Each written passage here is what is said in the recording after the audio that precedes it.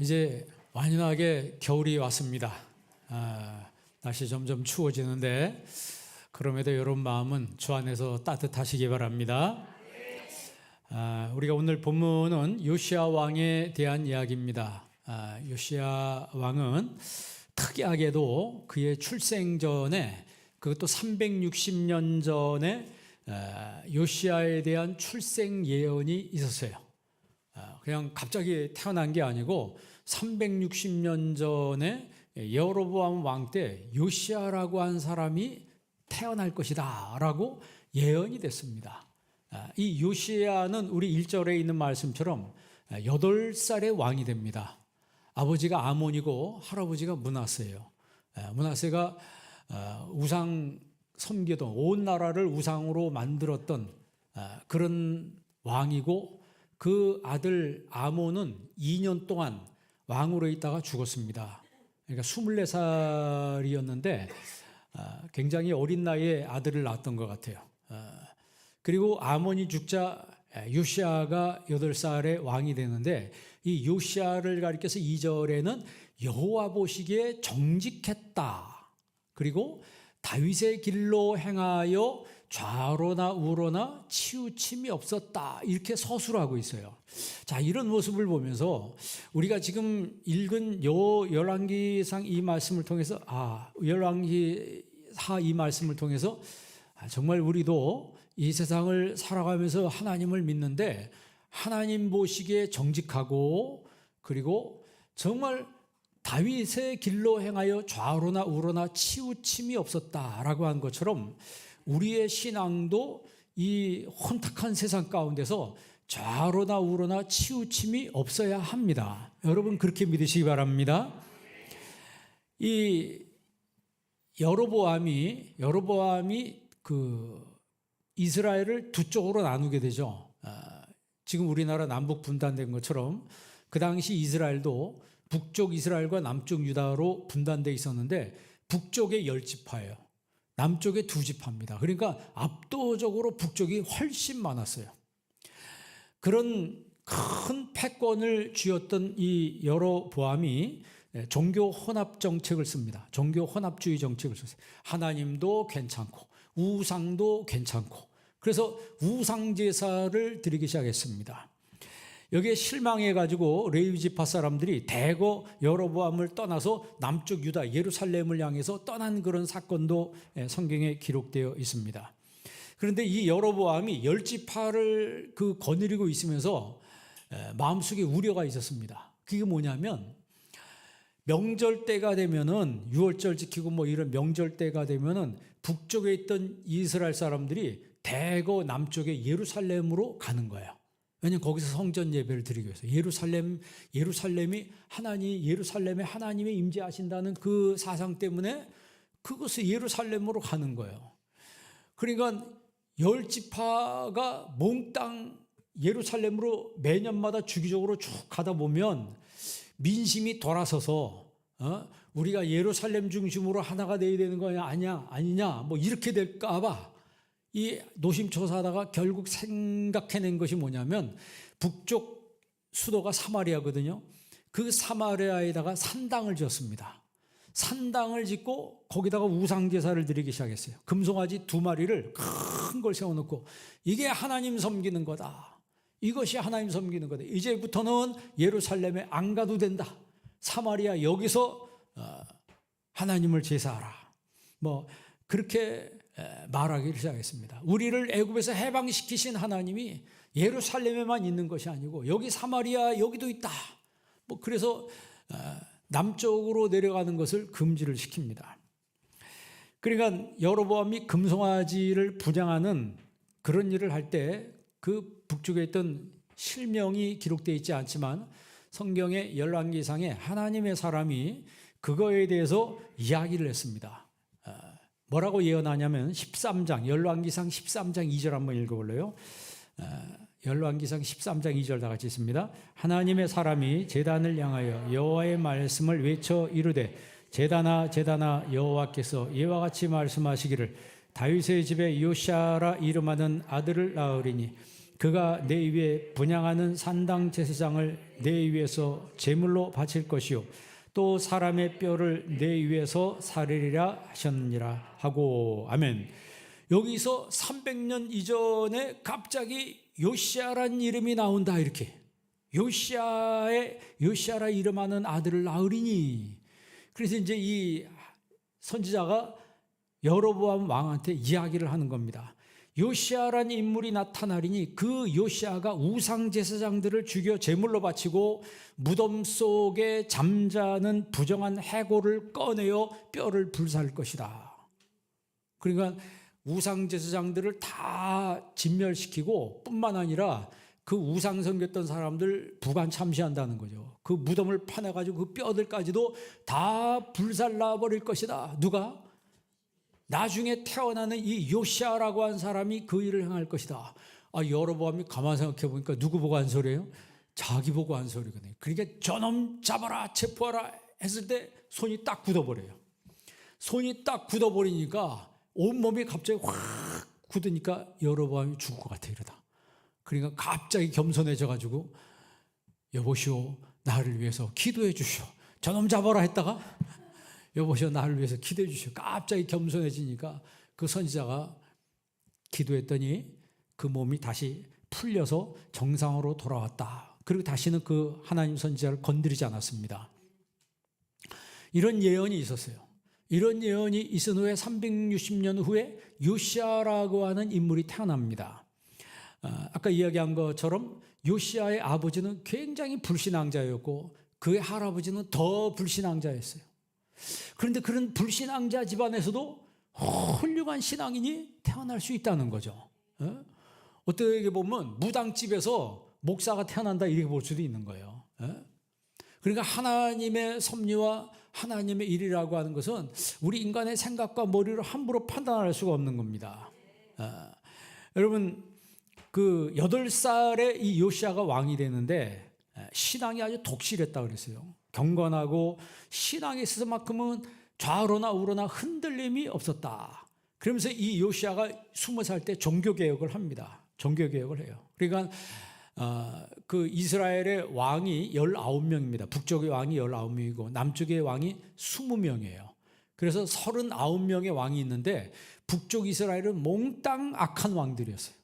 몽땅 우상 섬기는, 하나님을 믿는다고 하지만 마음속에는 우상만 가득했던 그런 왕들이었어요. 남쪽 유다도 별로 다르지 않았습니다. 르호보암부터 시작해가지고 대부분 불신앙 왕들이 많았습니다. 그러면 하나님을 신실하게 섬겼던 왕은 3명입니다. 3명. 히스기야, 그리고 여호사밧, 그리고 오늘 요시야. 이 3명만 그래도 신실한 왕이고 남쪽 유다의 왕들도 진짜 하나님을 제대로 섬기지 못한 그런 왕들이었습니다. 그러니까 이제 요시야 때 종교개혁을 하는데 그 개혁을 하게 된 시발점이 뭐냐면 hil기야라고 하는 대제사장이 성전을 수리합니다. 요시야가 성전 수리하라고 명령을 하죠. 성전을 수리하다가 성경을 발견합니다. 성경을 발견해요. 그 성경을 hil기야 대제사장이 발견하고 서기관 사반한테 줍니다. 이거 빨리 왕한테 갖다 주라. 그러니까 서기관 사반이 그걸 들고 후다닥 왕 앞에 가서 왕이시여 지금 성전에서 성경이 발견됐습니다. 이게 말이 안 되잖아요. 우리는 늘 성경을 옆에 끼고 있기 때문에 성경 안 봐도 여러분 성경책은 있죠. 늘 성경이 우리한테는 있어요. 그런데 하나님의 성전에서 성경이 발견됐다라고 하는 거는 이거는 그만큼 성경이 다 불살라버리고 성경을 다 회파하고, 그 당시 성경이라고 했던 것은 모세오경을 말합니다. 성경이 희귀했던 그런 시기에 성경이 발견된 거예요. 자, 그랬을 때 요시야가 어떤 반응을 취했는가? 자, 22장 10절 11절 오늘 본 말씀 10절 11절 두 구절 나같이 한번 읽습니다. 또 서기관 사반이 왕에게 말하여 이르되 제사장 hil기야가 내게 책을 주더이다 하고 사반이 왕의 앞에서 읽음에 왕이 율법책에 곧 그의 옷을 찢으니라. 아멘. hil기야 제사장이 성경을 갖다 주라 그랬어요. hil기야는 여호와는 나의 유업이다 이런 뜻입니다. 그러니까 이 hil기야가 요시야의 영적인 멘토입니다. 그러니까 하나님 중심으로 국사를 운영할 수 있게 조언을 해주는 사람이었죠. 근데 이런 훌륭한 멘토가 있었기 때문에 부모가 불신앙자 거의 방불한 사람들이었지만 요시야의 신앙이 반듯하게 세워진 것 같아요. 요시야가 성경의 말씀을 들으면서 그의 옷을 찢었다 그랬어요. 그게 뭐냐면 마음을 찢은 거예요. 마음을 찢은 거예요. 성경은 그 시대 사람들이 하나님을 얼마나 무시하는 삶을 살았는지를 지금 보여주고 있는 거예요. 그러니까 요시야가 이 회개하는 마음으로 옷을 찢는 거죠. 뜨거운 가슴으로 자기 옷을 찢은 거예요. 유대인들이 옷을 찢는다는 말은 회개한다는 의미예요. 회개하는 의미로 자기 옷을 확 찢은 거예요. 그 시대 사람들이 하나님을 얼마나 무시했는가. 여러분, 우리가 사람 살면서 내가 돈이 없고 내가 사는 게 뭐한데 남이 날 무시하면 어떻게 합니까? 기분 나쁜 거예요. 여러분, 범죄가 일어날 때도 대부분 상당 부분 상대방을 무시하고 그럴 때 범죄가 일어날 때가 많습니다. 그러니까 술 먹고 그런 일을 저질러요. 왜? 나를 무시하니까 악감정을 품고 있다가 상대방을 해치는 그런 경우가 있는 거예요. 사람과 사람 사이도 무시하면은 기분 나쁜 거 정도를 넘어서 범죄가 일어날 수도 있는 거예요. 그렇게 큰 건데 이 백성들이 하나님을 믿는다고 하면서 하나님을 무시하는 삶을 살았어요. 오늘도 우리가 하나님 믿는다고 하면서 하나님을 얼마나 무시하고 있습니까? 입으로는 하나님 믿는다고 하지만, 말로는 하나님 믿는다고 하지만 실제로 하나님 안 믿는 사람과 거의 방불하게 하나님 영광 관심 없고 하나님께 영화롭기도 아니하고 감사하지도 아니하고 이런 생활을 하고 있잖아요. 여러분, 로마서 1장 21절 말씀 보세요. 바울이 로마 교회를 향해서 뭐라고 얘기하는가 한번 읽어보겠습니다. 하나님을 알되 하나님을 영화롭게도 아니하며 감사하지도 아니하고 오히려 그 생각이 허망해지며 미련한 마음이 어두워졌나니. 아멘. 하나님을 아는데 영화롭게 하지 않는다는 거예요. 감사도 없다는 거예요. 그리고 생각이 허망해졌다는 거예요. 여러분, 현대인들의 특징이 뭐냐면 생각이 허망해지는 거예요. 자꾸 헛된 생각만 하는 거예요. 헛된 것만 쫓아가는 거예요. 어떻게 하면 나를 이롭게 하고, 어떻게 하면 나를 유익하게 하고, 어떻게 하면 내가 편하고, 전부 자기 중심이라고. 여러분, 성경은요, 내 중심이 아니고 하나님 중심으로 살라고 말씀하는 거예요. 하나님 중심으로 살라고 말하는 거예요. 그러니까 내 중심으로 살았던 사람들이 하나님의 말씀을 들으면서 마음의 옷을 찢어야 된다는 거죠. 회개해야 된다는 거예요. 그럴 때 하나님이 그 사람을 기뻐하시고 그의 모든 것들을 회복시켜 주신다는 거죠. 22절 한번 읽어볼래요? 1장 22절 읽습니다. 스스로 지혜 있다 하나 어리석게 되어, 23절, 썩어지지 아니하는 하나님의 영광을 썩어질 사람과 새와 짐승과 기어다니는 동물 모양의 우상으로 바꾸었느니라. 아멘. 썩지 않는 하나님의 영광을 우상의 모습으로 바꿔버렸다는 거예요. 지금 어떻게 보면 우리도 그러잖아요. 구약시대에 지금 여러분 열왕기하의 이 모습이 로마서의 바울이 말한 모습과 똑같이 됐잖아요. 그런데 그 로마 교회를 향한 이 바울의 탄식이 지금 우리에게 적용해도 똑같다라고 하는 것이죠. 하나님을 알되 영화롭기도 안 하고 감사도 없고, 그냥 감사도 없어요. 그냥 자기 마음대로 사는 거예요. 그냥 주일날 와서 한번 예배는 드릴지언정 실제 사는 거 보면 불신자하고 거의 방불하게 산다 이 말이죠. 하나님 영광 관심 없어요. 하나님의 영광을 뭐로 바꾼다 그랬어요? 세상의 우상의 모양으로 바꿔버린다 그랬어요. 1장 24절, 로마서 1장 24절, 25절 두 구절 있습니다. 그러므로 하나님께서 그들을 마음의 정욕대로 더러움에 내버려두사 그들의 몸을 서로 욕되게 하셨으니 이는 그들이 하나님의 진리를 거짓 것으로 바꾸어 피조물을 종을 주보다 더 경배하고 섬김이라. 주는 곧 영원히 찬송하실 이시로다. 아멘. 그 마음의 정욕대로 더러움에 내버려 두사. 여러분, 하나님이 내버려 두는 것도 심판이에요. 유기도 심판입니다. 여러분, 자식이 잘못되면 부모가 뭐라 그래요? 여러분, 남의 자식이 담배 피우면 가서 담배 꺼 그럽니까? 요즘 그럼 큰일 난대요. 그런데 내 자식이 담배 피우면 뭐라 그래요? 못 피게 하거든. 내 자식이니까. 남의 자식은 내버려 두는 거예요. 유기하는, 그걸 유기라고 그래요. 하나님이 이렇게 불신앙으로 나아가니까 하나님이 내버려 두는 것도 심판입니다. 여러분, 요한계시록에 뭐라고 말씀하세요? 말세가 되어 의로운 자는 의롭도록 내버려두라. 불의한 자는 그대로 불의하게 내버려두라. 의로운 자는 의롭게 내버려두고 불의한 자는 불의하게 내버려두고 깨끗한 자는 깨끗하게 내버려두고 더러운 자는 더럽도록 내버려두라. 마지막 날에 주님께서 그들의 행한 대로 심판하신다 그랬어요. 그러니까 마지막 때 우리의 신앙이 하나님 앞에 정말 영적인 긴장감을 가지고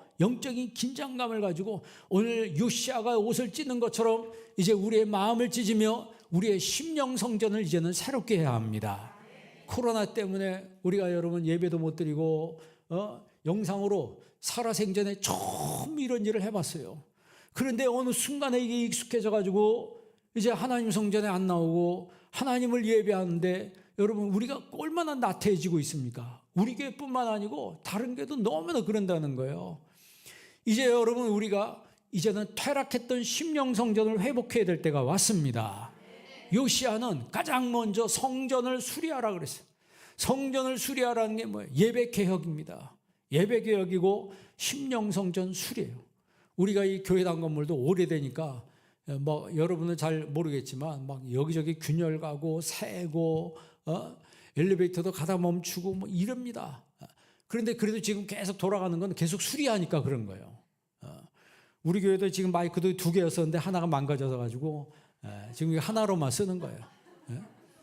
왜 이제 성전 짓고 가야 되니까 여기 또 새로 살려면 이거 비싼 마이크 그래가지고 또 구입하기도 그래서 그냥 하나 쓰자. 이 강대상도 버리는 거 주워다가 여기 갖다 놓은 거예요. 다른 교회 멋있는 강대상 한다고 그래서 우리 교회가 워낙 먼저 게 너무 오래돼가지고 그거를 갖고 오라고 그랬더니 갖다 주기까지 했어요. 배달까지 무료로 배달해줘서 그 강대상이 어떤 분 이거 보고 너무 좋다 그러더라고. 누구는 버리는 건데 어떻게 됐든 얼마나 감사해요. 그러니까 모든 것이 여러분 쇠락되고 부서지고 무너져 가는데 이제는 그 부서지고 무너지고 한 모든 것들을 새로 세울 때가 왔다는 거죠. 그런 것처럼 여러분 물건도 부서진 거 수리하고 고치고 미장이 갔다가 다 뭐 옆에 콩그리 치고 옆에다가 이 세면 바르고 새롭게 다 하는데 우리의 심령을 이제는 우리는 세워야 합니다. 우리의 심령 성전을 이제 바로 세워야 돼요. 오늘 열왕기하 22장 본 말씀 3절 말씀 보십시오. 3절 나같이 있습니다. 요시아 왕 18째 해 왕이 무슬람의 손자 아살리아의 아들 서기관 사반을 여호와의 성전에 보내며 이르되 5절 있습니다.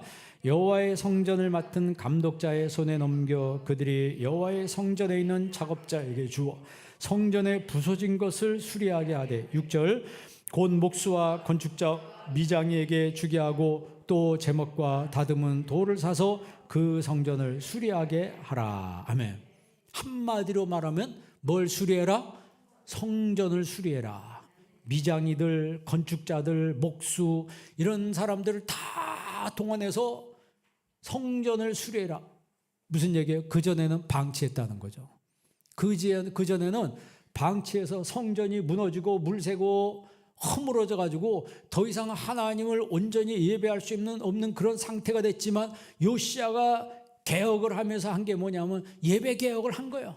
성전을 똑바로 세워서 우리가 하나님을 온전히 예배해야 된다는 거죠. 그런 것처럼 성전 수리를 명한 것처럼 이제 우리는 마음의 성전을 수리해야 합니다.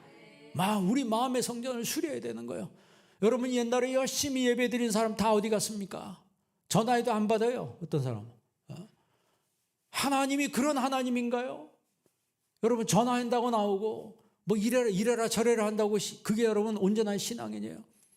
오늘 요시아라고 한 사람 2절에 뭐라 그래요? 요시아는 하나님 보시기에 사람이 보기에가 아니고 여러분 신앙은 하나님이 보십니다. 하나님 보시기에 정직게 행하여 다윗의 길로 행하여 그가 좌로나 우로나 치우침이 없었다 그랬어요. 이거는요 오늘 나에게 주신 말씀으로 받아야 합니다. 나에게 주신 말씀으로 받아야 돼요.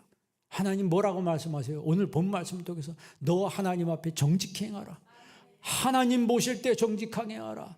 사람한테 보이려고 하는 거 아닙니다. 신앙생활은 여러분 다 바울이 뭐라고 그랬어요? 갈라디아 교인들에게 내가 사람을 좋게 하랴 하나님을 좋게 하라. 사람을 기쁘게 하랴 하나님을 기쁘시게 하라. 내가 사람을 기쁘게 하고 사람을 좋게 하려면 나 하나님의 종이 아니니라 그랬어요. 사람한테 욕을 얻어먹을지언정 하나님을 기쁘시게 하는 것이라면 그것이 바로 내 사명이라고 하는 거죠. 여러분 그런 중심 가지고 우리가 하나님을 믿고 하는 믿음으로 나아가면 하나님 그 사람을 축복하시는 거예요. 하나님이 그 사람에게 그런 사람에게 복을 주시지 누구한테 복을 주시겠습니까? 아무한테나 복을 줘요? 절대 아닙니다. 우리 하나님은 아무한테나 복을 주지 않습니다. 하나님이 주실 만한 사람에게 주시는 거예요. 그래서 하나님 보시기에 그랬잖아요. 하나님 보시기에. 이 요시아라고 하는 사람은 하나님 보고 한 것이지 사람 보고 한 것이 아니라고 했다는 거예요. 그래서 제일 먼저 부서졌던 성전을 수리합니다. 방치했던 성전을 수리하는 거예요.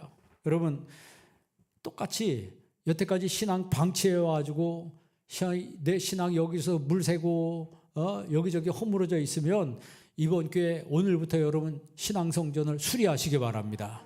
수리하세요. 여러분 자신의 신앙을 방치하는 건 자기를 죽이는 일이에요. 여러분 집이 무너졌으면 가만히 있겠습니까?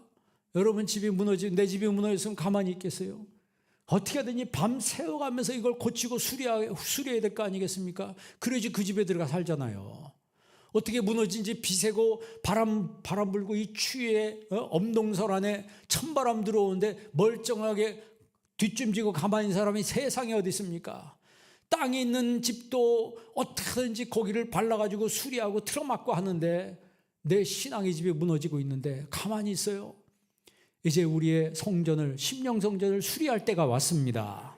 12월 달에 여러분 심령성전 잘 수리해서 2023년부터는 새롭게 축복된 삶을 사시기를 바랍니다. 그러니까 예수 믿고 제일 먼저 해야 되는 것이 심령성전 수리인데 심령성전의 수리가 뭐예요? 회개하는 겁니다. 회개하는 거예요. 여러분 고린도 교회를 향해서 바울이 그런 얘기를 합니다. 고린도전서 3장 16절에 이렇게 나와 있어요. 너희가 너희 하나님의 성전인 것과 그러니까 너희가 하나님의 성전이라는 거예요. 그러니까 우리 몸이 하나님의 성전입니다. 하나님의 성령이 너희 안에 거하는 것을 알지 못하느냐. 하나님의 성전을 더럽히면 하나님이 그 사람을 멸하시리라 그랬어요. 성전을 더럽히면 그럼 어떻게 성전을 더럽힐까요? 성전을 더럽히는 방법은 두 가지입니다. 첫째는 죄를 짓거나 두 번째는 아무것도 안 하거나. 죄를 짓는 것만 성전을 더럽히는 것이 아니고 아무것도 안 하는 것도 더럽히는 거예요. 제가 옛날에 얘기했습니다. 화단을 망치는 방법 뭐 하면 돼요? 가만히 내버려두면 저절로 망가지는 거예요. 거기는 꽃을 뽑아낼 필요도 없습니다. 아무리 멋진 꽃이 피어있다 할지라도 내버려두면 여기저기서 잡초가 올라와가지고 결국 그 화단은 다 망가지는 거예요. 우리 신앙도 마찬가지입니다. 아무것도 안 하면 저절로 망가지고 저절로 무너지는 거예요. 그 사람을 하나님이 멸하시리라. 하면? 더럽히면 그렇게 말씀하신다 그래서. 최근에 우리 기독교 신앙인들을 가리켜서 박물관 신앙인이라 이렇게 이야기합니다. 신앙인들이 신앙이 박물관화 됐다는 거예요. 박물관에 여러분 보관된 물건들은 어떤 상태가 어떻죠? 일단 오래됐어요. 박물관에 여러분 새 제품 갖다 놓지는 않잖아요. 박물관 물건은 일단 오래됐습니다. 그리고 물건의 상태가 어때요? 별로 안 좋아요. 왜? 박물관에 여러분 싱싱한 거 들어가 있는 건 없습니다. 다 옛날 거래 가지고. 옆 사람 얼굴 봐봐요. 상태가 어떤가? 신앙이 박물관화된 사람은 일단 오래됐고 눅눅하고 축축하고 여기저기 뭔가 이빨 깨지고 이런 신앙을 가지고 있다는 거예요. 그러니까 이런 시대에 우리가 부흥과 회복이 일어나는 활동하는 선교적 교회가 되어야 된다는 거예요. 우리 교회에 부흥과 회복이 이제는 일어나야 합니다. 부흥과 회복이 일어나야 되고, 이제는 활동하는, 멈춰 있는 것이 아니고 활동하는 선교적 교회가 되어야 된다는 거예요. 선교적 교회를 지향하는 코어가 뭐예요? 그게 바로 마태복음 28장 18절로 20절 말씀이죠. 너희는 가서 모든 족속으로 제자를 삼아 아버지와 아들과 성령의 이름으로 세례를 주고 내가 너희에게 분부한 모든 것을 가르쳐 지키게 하라. 여러분, 너희는 가라 그랬어요. 그냥 앉아있지 말라는 거예요. 가서 모든 족속으로 제자를 삼아. 그러니까 교회 다니는 모든 사람들은 다 제자가 돼야 합니다.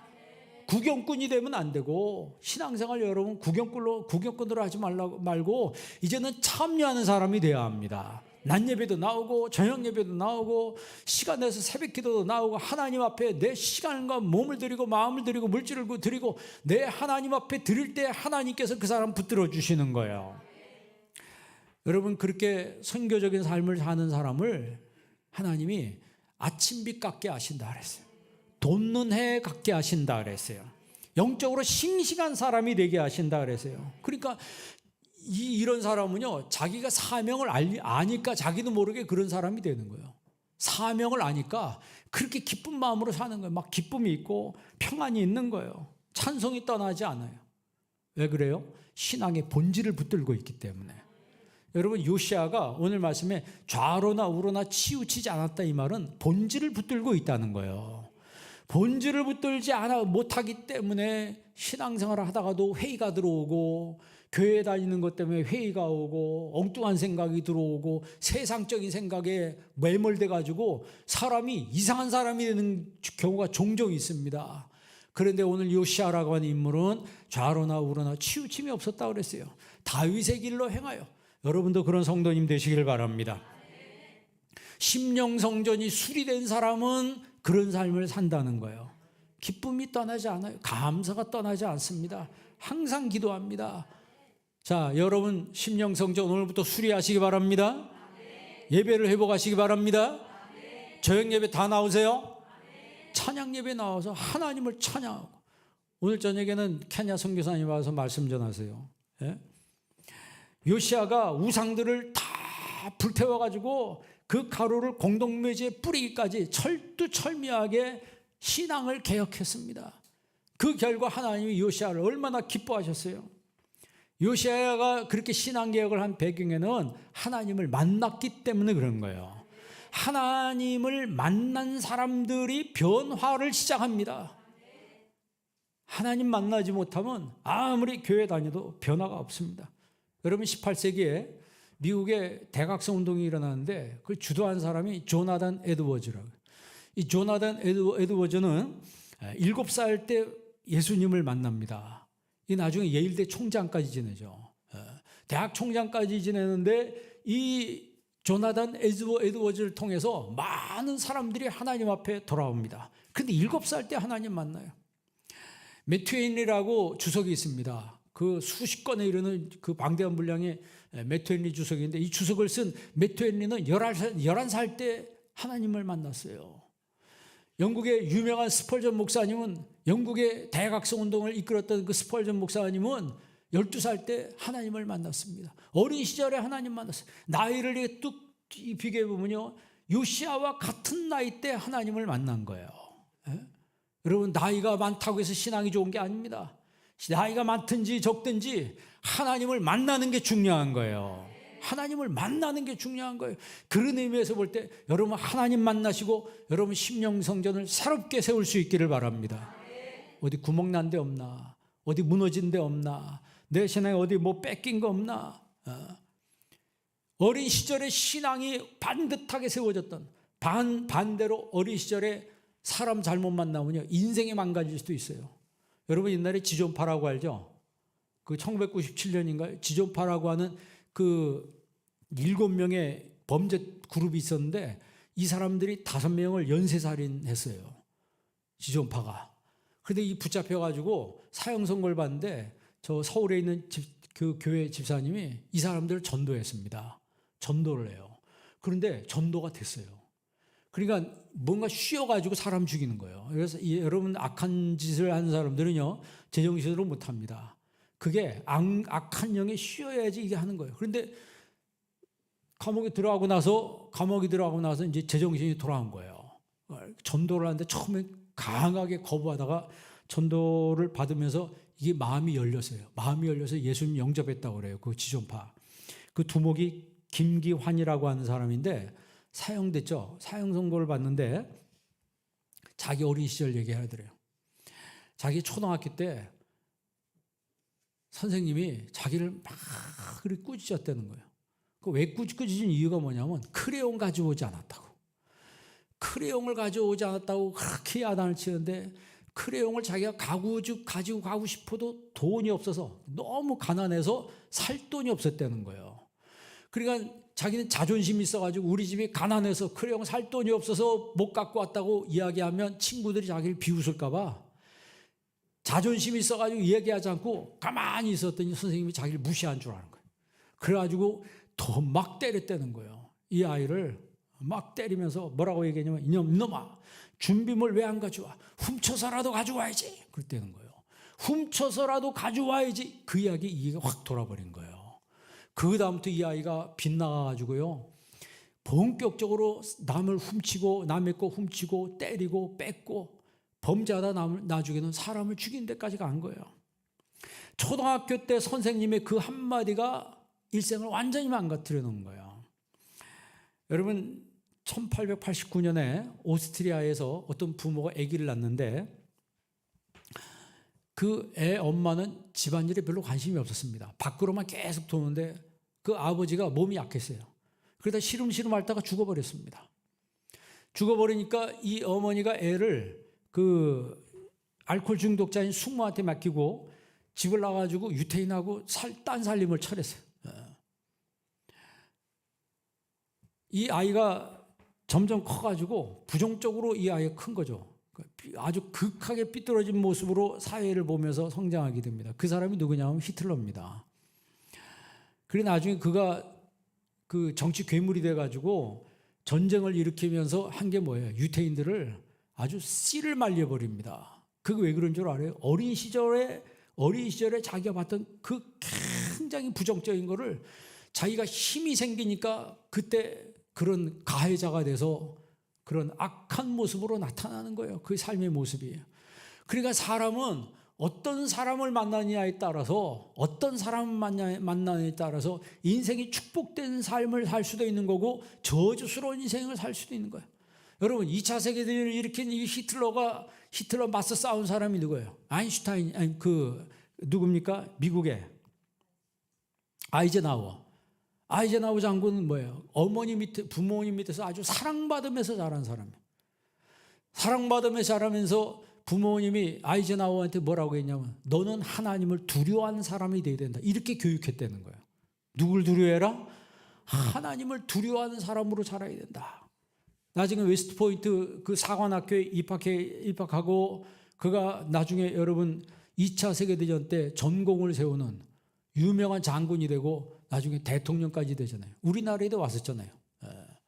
거기 살아있을 때 옛날에 우리나라에 이승만 대통령 때 우리나라도 방문을 했었습니다.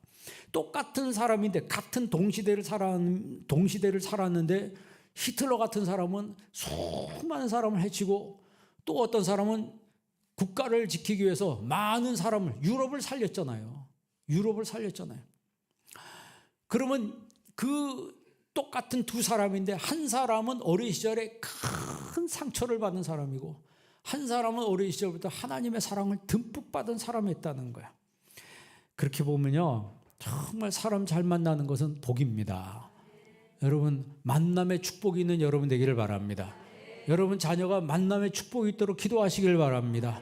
매일 기도할 때 빼놓지 마세요. 하나님 내 평생에 만남의 축복이 있게 하여 주옵소서. 우리의 자녀에게 하나님 만남의 축복이 있게 하여 주옵소서. 수십 년 동안 기도하면 하나님이 그 기도 잊어버리시겠어요? 오늘 요시야가 성전 수리하라고 명령을 내립니다. 여러분 8절 말씀 보십시오. 8절 말씀 다 같이 한번 읽습니다. 대제사장 hil기야가 서기관 사반에게 이르되 내가 여호와의 성전에서 율법책을 발견하였노라 하고 hil기야가 그 책을 사반에게 주니 사반이 읽으니라. 아멘. 오늘 심령성전을 수리하게 된 배경이 뭐예요? 사반이 그 성경 말씀을 읽었다고 그랬어요. 그러니까 여러분, 말씀을 들을 때 성령이 역사하는 거예요. 말씀을 들을 때 회개하게 되고 하나님의 말씀을 들을 때 변화의 역사가 일어나게 되는 겁니다. 영적 침체에게 들어간 사람들이 특징이 뭐냐면 말씀이 없어요. 반대로 영적 부흥기를 맞이한 사람들의 특징을 보면 말씀이 있어요. 말씀이 있어요. 그래서 말씀 듣는 게 너무 좋다는 거예요. 여러분 어떻습니까? 요즘 말씀 듣는 게 좋아요? 예? 예? 말씀 듣는 게 불편하다. 그 사람 지금 문제가 병들어 있는 거예요. 어딘가. 병들어 있어요. 지금 요시야 시대 똑같은 사람이에요. 그런 사람은 이제 수리가 필요한 사람이에요. 수리가 필요한데 수리가 필요하다는 건 병들어 있다는 거예요. 여러분 병든 사람한테 병들었다고 얘기하면 싫어한다는 거예요. 하나님 말씀 들리는데 말씀 듣기가 싫다는 거예요. 왜 그런 줄 알아요? 지금 하나님과 가까이 있지 않은 거예요. 하나님 말씀 듣지만 하나님과 가까이 있지 않다는 거예요.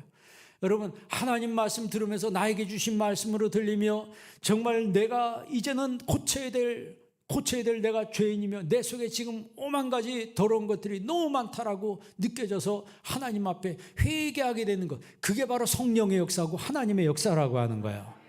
말씀을 들을 때 사람이 변화되는 거예요. 예수님이 뭐라고 했어요? 사탄을 이길 때 사람이 떡으로만 사는 것이 아니요 하나님 입에서 나오는 모든 말씀으로 살 것이니라 그랬어요. 베드로에게 예수님께서 제자들에게 물어봅니다. 너희도 가려느냐? 베드로가 말하기를 주여 영생의 말씀이 여기 계시오매 우리가 누게로 가오리까? 말씀이 여기 있는데 우리가 누구한테 가겠습니까? 안 가겠습니다. 왜? 지금 다 떠나가고 있거든요. 예수님이 십자가 얘기하니까 시험 들어가지고 아우 부담되도다, 어렵도다, 부담스럽다고 떠나가고 어렵다고 떠나가고 이젠 더 이상 먹을 것도 안 나오고 별 볼 일 없다고 생각하니까 떠나가고 다 떠나가니까 예수님이 제자들에게 너희도 가려느냐? 똑같이 예수님이 여러분에게 질문할 때 너도 갈래? 이렇게 물어보면 뭐라고 대답하겠어요? 여러분 베드로와 같은 믿음으로 대답하시기 바랍니다. 영생의 말씀이 여기 계시오매 우리가 누구한테 가겠습니까? 신자가 여러분 말씀이 없을 때 타락의 길로 가는 거예요. 타락이라고 하는 게 여러분 어디 가서 술 먹고 뭐 남봉질 한다고 그것만 타락이 아닙니다. 하나님 앞에 제대로 하던 사람이 제대로 된 신앙생활을 하지 않은 것 자체가 타락이라고 하는 거예요. 중세시대를 우리가 암흑시대라고 그러잖아요. 왜 중세시대를 암흑시대라고 그래요? 말씀이 없는 시대였어요. 그래가지고 사람들이 성경을 말씀 읽으려고 도대체 성경에 뭐가 써 있길래 우리한테 성경을 알려주지 않나 해가지고 성경을 몰래 가져다가 왈도라고 한 사람이 번역했다가 그 번역본을 찾으려고 죽이려고 얼마나 이 천주교에서 그 사람을 이잡듯이 찾고 사람들 해치고 그랬습니까? 하나님을 믿는 사람들이 성경을 주지 못하도록 그렇게 만들었어요. 제도적으로. 어떻게 그런 일이 있을 수 있어요? 그런 일이 있었습니다. 그래서 그 시대를 암흑기라 그렇게 말하는 거예요. 그럼 지금 똑같이 암흑기는 뭘 말해요? 하나님의 말씀이 없는 사람을 암흑기에 있다고 말하는 거예요. 여러분 암흑기를 벗어나서 이제 하나님의 말씀에 빛이 비춰지는 은혜의 사람이 되시길 바랍니다. 내 심령 성전을 이제는 수리를 해야 된다는 거예요. 마음을 찢는 회개함으로 우리의 심령 성전을 다시 수축해야 된다. 여러분 10절 말씀, 본 말씀 10절 11절 한번 읽어보겠습니다. 또 서기관 사반이 왕에게 말하여 이르되 제사장 hil기야가 내게 책을 주더이다 하고 사반이 왕의 앞에서 읽으매 왕이 율법책의 말을 듣자 곧 그의 옷을 찢으니라. 아멘. 옷을 찢는 것은 마음을 찢는 행위입니다. 마음을 찢는 거예요. 회개하는 거예요. 요시야가 말씀 받고서 말씀 들으면서 제일 먼저 옷을 찢었습니다. 신앙이 살아날 때 제일 먼저 하는 행위가 뭐예요? 신앙이 살아날 때 제일 먼저 하는 행위가 회개입니다. 신앙이 좋은 사람들이 많이 하는 게 회개예요. 신앙이 망가지는 사람들이 제일 많이 하는 게 정죄입니다. 남 손가락질하고 누군 어떠쿵 누군 어떠쿵 이러쿵 저러쿵 남 얘기하기 좋아요. 예수님께서 뭐라 그랬어요? 내 눈에 들보가 있는데 어찌하여 남의 눈에 있는 형제의 눈에 있는 티를 빼게 하라느냐? 먼저 내 눈에서 들보를 빼어라. 그리하고야 밝게 보고 형제의 눈에서 티를 빼리라. 예수님이 산상수훈에서 말씀했어요. 자기 눈에 들보가 있는 거 모르면서 남의 티만 보면서 그걸 정죄하고 손가락질하고, 여러분 그건 왜 그런 일을 합니까? 회개가 없으면 그래요. 내 죄를 발견하고 회개하는 사람은 내 죄가 큰데, 나한테 들보가 있는데 똥 묻은 누가 재 묻은 누구 나무란다고 내가 누굴 정죄할 수 있겠습니까? 여러분, 요시야는 옷을 찢었다 그랬어요. 뜨거운 마음으로 옷을 찢은 거예요. 그거는 뭐예요? 회개하는 마음으로 옷을 찢은 겁니다. 요시야가 성전을 수축하라고 명한 거는 이제 심령 성전을 수축해야 된다는 것을 의미하고 있는 거예요. 지금 우리에게 필요한 거는요, 성화의 회개가 필요합니다. 우리는 구원의 회개로 이미 구원을 받았습니다. 그렇다면 이제 우리에게 필요한 것은 성화로 나아가는 회개가 필요한 거예요. 성화를 이루는 이 순간에 정말 주님께서 우리에게 원하시는 것은 회개라고 하는 거예요. 여러분, 신앙이 바로 세워지는 사람들의 그 모든 바탕에는 회개가 있는 거예요. 다시 말해, 회개가 없는 인간 모든 행위는요, 이 회개가 없는 행위는 전부 인간적인 거예요. 세상적인 거다 이 말이에요. 교회 안에서 아무리 뭔 일을 해도 회개가 없이 그거 된다, 그건 하나님 기뻐하시는 게 아니에요. 그래서 여러분 컴퓨터를 볼 때 포맷 한다 그러죠. 포맷이 뭡니까? 싹 지우고 새로 원래 컴퓨터 출시할 때 그 모습으로 다시 회복하는 거예요. 그때로 다시 돌아가는 거예요. 예? 여러분, 개혁이라는 게 뭐예요? 개혁이라고 하는 것은 성경으로 돌아가는 거예요. 성경으로 돌아가는 게 개혁입니다. 컴퓨터 오래 쓰다 보면 프로그램 여기저기 깔다 보면 막 속도가 느려지고 그래요. 그러면요, 포맷하고 하면 속도도 엄청 빨라지고 새로워진 것 같아. 새 것 같아요. 그런 것처럼 우리 영적인 것도 포맷을 해야 합니다. 우리 신앙도 포맷을 해서 다시 하나님의 말씀으로 기초를 세우고 반듯하게 세워 가야 된다는 거예요.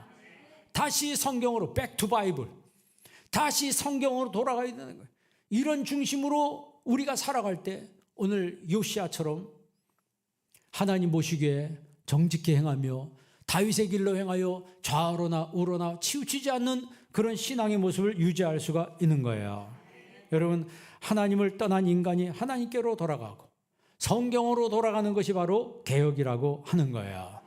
아까 이야기한 것처럼 요시야라고 한 사람은 아버지도 거의 불신앙자 방불했고 그 할아버지는 말할 것도 없이 불신앙자였습니다. 그 정도가 아니고 온 나라를 우상나라로 만들어버린 사람이었어요. 그런데 요시야는 8살 때 왕이 돼가지고 16살 때 신앙이 딱 정립이 되고 20살에 종교개혁을, 신앙개혁을, 온 나라를 하나님이 기뻐하신 나라로 만들어 버리는 거예요. 여러분, 이게 그냥 되는 게 아닙니다. 좋은 사람을 만났기 때문이에요. 다윗은요, 나단 선지자 같은 멘토를 만났습니다. 나단 선지자 같은 멘토를 만났기 때문에 다윗이 회개하고 새 사람 되잖아요. 예? 히스기야에게는 이사야 같은 멘토가 있었습니다. 오늘 요시야에게는 hil기야 대제사장 같은 멘토가 있었습니다. 서기관 사방과 같은 이런 사람들이 주변에 있었다는 거예요. 그래서 정말 우리가 인생 살아가는데 만남의 축복이 얼마나 중요한지 몰라요. 여러분, 인생 살아가며 만남의 축복을 누리시길 바랍니다. 신앙의 사람, 좋은 사람 만나는 은혜가 있기를 바랍니다. 그랬을 때 우리의 삶이 더 주 안에서 풍성해지는 거예요. 오늘 요시야가 옷을 찢었습니다. 옷을 찢은 것은 그의 마음을 찢었다는 거예요. 그의 마음을 찢고 심령 성전을 다시 새롭게 세워져 가는 거예요. 오늘 우리가 정말 오늘 말씀을 통해서 우리의 마음을 찢고 우리의 심령 성전을 새롭게 세워가야 될 줄 믿습니다. 그럴 때 하나님 우리를 기뻐하시는 거예요. 그리고 우리의 삶이 더 풍성해지는 거예요. 여태까지 잘못된 거, 코로나 기간 동안에 여러분 불신앙적인 거, 내중심적인 내 생각에 빠져있고 그런 거 있다면 이제는 다 수리하시고 그런 거 다 잘라낼 거 잘라내시고 하나님이 기뻐하시는 심령 성전을 회복하는 여러분 되길 주의 이름으로 축원합니다. 기도하겠습니다. 하나님 감사합니다. 오늘 이 시간 저희들에게 말씀 주신 아버지 하나님, 요시야가 옷을 찢은 것처럼 이제 우리도 마음을 찢고 하나님 앞에 회개하는 마음으로 날마다 주께 나아오기를 원합니다. 주여 저희를 불쌍히 여겨 주시옵소서. 우리의 퇴락되고 무너졌던 우리의 심령 성전이 하나님 말씀으로 다시 반듯하게 세워질 수 있도록 저희들을 축복하시고 인도하여 주옵소서. 예수님의 이름으로 기도합니다. 아멘.